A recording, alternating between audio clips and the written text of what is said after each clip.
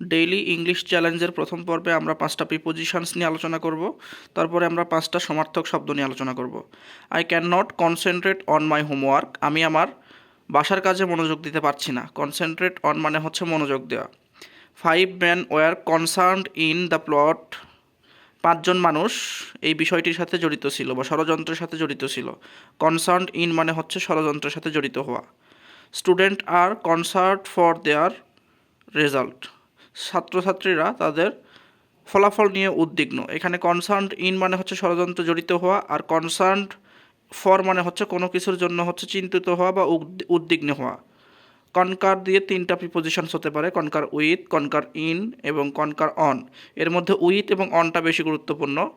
যদি কনসার উইথ আমরা বলি তাহলে কোনো ব্যক্তির সাথে একমত হওয়া, আর কনসার অন মানে হচ্ছে কোনো বিষয়ে একমত হওয়া। যেমন একটা উদাহরণ দেখো, নিচে দেওয়া আছে, I do not concern with you, আমি তোমার সাথে একমত নই অন দিস পয়েন্ট, এই বিষয়ে বা এই অংশটিতে। এবার 5টা আমরা শব্দ শিখব। শব্দগুলোর মানে আমরা ইংলিশে শেখার চেষ্টা করব। প্যানেজাইরিক শব্দের অর্থ হচ্ছে ইলাবোরেট প্রেস, যখন কোনো লেখার মাধ্যমে একটা মানুষের বিস্তর প্রশংসা করা হয় এটা হচ্ছে প্যানেজাইরিক। স্টুপেন্ডাস শব্দের অর্থ হচ্ছে অসাম। স্ক্রিপুলাস শব্দের অর্থ হচ্ছে অনেস্ট। ট্রিপুটারি শব্দের অর্থ হচ্ছে রাইভুলেট বা শাখা নদী। ফ্রাস্ট্রেট শব্দের অর্থ হচ্ছে হতাশা, যেটার আরও একটা সিনোনিমস হচ্ছে থাওয়াট।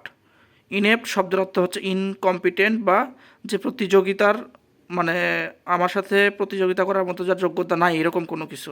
ফেয়ার এর সমার্থক শব্দ হচ্ছে ইম্পার্শিয়াল, যেটার অর্থ হচ্ছে পক্ষপাতহীন।